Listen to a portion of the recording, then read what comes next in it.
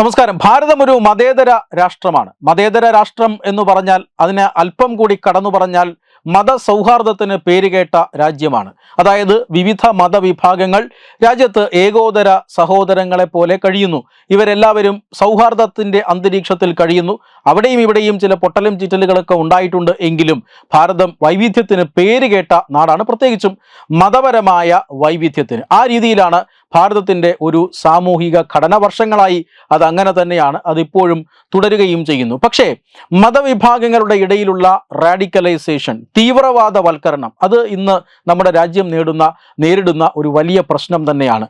അത് കുട്ടികളിൽ വരെ അന്യമത വിദ്വേഷവും മറ്റുമൊക്കെ കുത്തിവെച്ചുകൊണ്ടാണ് ഇത്തരത്തിലുള്ള റാഡിക്കലൈസേഷൻ, തീവ്രവാദം നടത്തുന്നത്. ഈ തീവ്രവാദ പ്രചരണത്തിൻ്റെ ഇരകളായിക്കൊണ്ട് ഇവിടെ നിന്നും മറ്റ് രാജ്യങ്ങളിലേക്ക്, അതായത് സിറിയ പോലെയുള്ള, അഫ്ഗാനിസ്ഥാൻ പോലെയുള്ള ആഗോള ഇസ്ലാമിക തീവ്രവാദ സംഘടനകൾ ഭരിക്കുന്ന രാജ്യങ്ങളിലേക്ക് ജിഹാദ് നടത്താനായി ഇന്ത്യയിൽ നിന്നുൾപ്പെടെ യുവാക്കൾ പോയിട്ടുണ്ട് എന്ന് നമുക്കറിയാം. ഇതെല്ലാം ഈ റാഡിക്കലൈസേഷന്റെ ഭാഗമാണ്. പക്ഷേ ഈ ഇന്ത്യയിൽ ഇപ്പോൾ നടന്നുകൊണ്ടിരിക്കുന്ന ഇസ്ലാമിക റാഡിക്കലൈസേഷന്റെ തീവ്രത എത്രത്തോളമാണ് എന്ന് നമ്മൾ ഒരു ഉദാഹരണത്തിലൂടെ കാണാൻ പോവുകയാണ്. ഒരു ചെറിയ വീഡിയോ ദൃശ്യം നമുക്ക് കാണാം. ഇതാണ് ആ ദൃശ്യം. അതായത് ചുറ്റുപാടുകൾ കണ്ടിട്ട് ഇതൊരു തമിഴ്നാടിൻ്റെയോ അങ്ങനെയുള്ള ഏതോ ഒരു സംസ്ഥാനമാണ് അല്ലെങ്കിൽ ഒരു പ്രദേശമാണ് എന്നാണ് നമുക്ക് ഊഹിക്കാൻ സാധിക്കുക. ആ ദൃശ്യങ്ങളിൽ നമുക്ക് വ്യക്തമായി കാണാം, ഒരു സ്ത്രീ വരുന്നുണ്ട്, ഒരു സ്ത്രീയും അവരുടെ മകളും വരുന്നുണ്ട്. മകളാണ് എന്ന് അനുമാനിക്കാം ആ കുട്ടിയുടെ പെരുമാറ്റത്തിലൂടെ. ആ സ്ത്രീ പർദ്ദ ധരിച്ചിട്ടുണ്ട്. ആ സ്ത്രീ മുഖം മറച്ചിട്ട് പരമ്പരാഗതമായ ഈ പറയുന്ന റാഡിക്കലൈസേഷൻ പ്രചരിപ്പിക്കുന്ന ആളുകൾ പറയുന്ന, നിർബന്ധിതമാക്കുന്നത് പോലെയുള്ള വസ്ത്രധാരണമാണ് ആ സ്ത്രീ ധരിച്ചിരിക്കുന്നത്. ആ സ്ത്രീയോടൊപ്പം സ്കൂളിൽ പോകുന്ന ഒരു കുട്ടിയെ കാണാം. ആ കുട്ടിയോട് ആ സ്ത്രീ എന്തോ പറയുന്നുണ്ട്, എന്തോ ആവശ്യപ്പെടുന്നുണ്ട്. എന്താണ് ആവശ്യപ്പെട്ടത് എന്ന് പിന്നീട് നമുക്ക് മനസ്സിലാകുന്നുണ്ട്. തൊട്ടടുത്ത് ഒരു വീടിൻ്റെ മുറ്റമാണ്. ആ വീടിൻ്റെ മുറ്റത്ത് കോലം വരച്ചിട്ടുണ്ട്. ആ കോലം കണ്ടതോടുകൂടി ഇവർക്ക് വലിയ പ്രശ്നമാകുന്നു. ആ കോലം പോയി മായ്ച്ചു കളയാനാണ് കുട്ടിയോട്, ചവിട്ടി മായ്ച്ചു കളയാനാണ്, ഇല്ലാതാക്കാനാണ്, അതിനെ നശിപ്പിക്കാനാണ് ആ കുട്ടിയോട് അവർ ആവശ്യപ്പെടുന്നത്. ആ കുട്ടി ഒരക്ഷരം മിണ്ടാതെ അതുപോലെ ചെയ്യുകയും ചെയ്യുന്നുണ്ട്. അവിടെ നിന്നും ആ കോലം ചവിട്ടി മായ്ച്ച ശേഷം തിരികെ ആ സ്ത്രീയോടൊപ്പം പോകുന്ന കാഴ്ചയാണ് നമ്മൾ കാണുന്നത്. അതായത് നമ്മുടെ മതം മാത്രമേ ഇവിടെ പാടുള്ളൂ.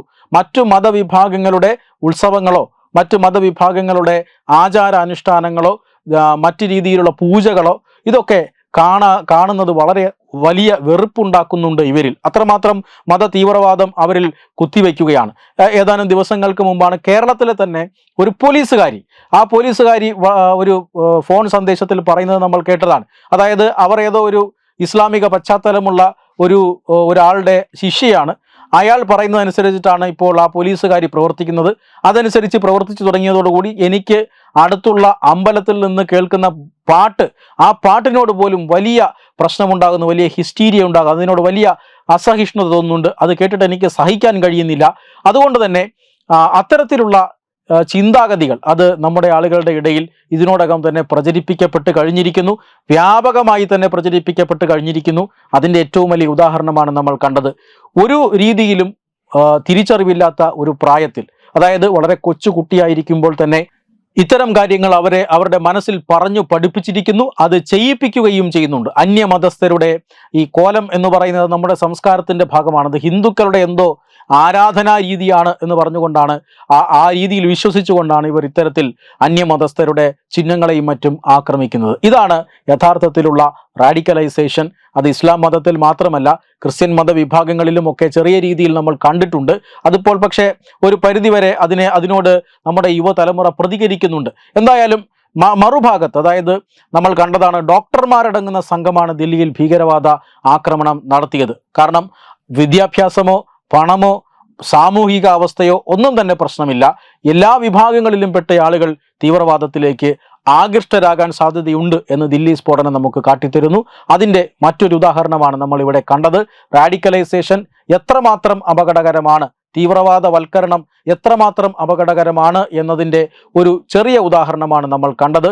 ഇതുകൊണ്ടാണ് UAE പോലെയുള്ള രാജ്യങ്ങൾ, അത് ഇസ്ലാമിക രാജ്യമാണ്, ആ രാജ്യങ്ങൾ പോലും തീവ്രവാദത്തിനെതിരെ കടുത്ത നിലപാട് സ്വീകരിക്കുമ്പോൾ കേരളം അടക്കമുള്ള സംസ്ഥാനങ്ങളിൽ തീവ്രവാദത്തോട് മൃദു സമീപനം സ്വീകരിക്കുന്ന ഒരു കാഴ്ച നമ്മൾ കാണുന്നുണ്ട്.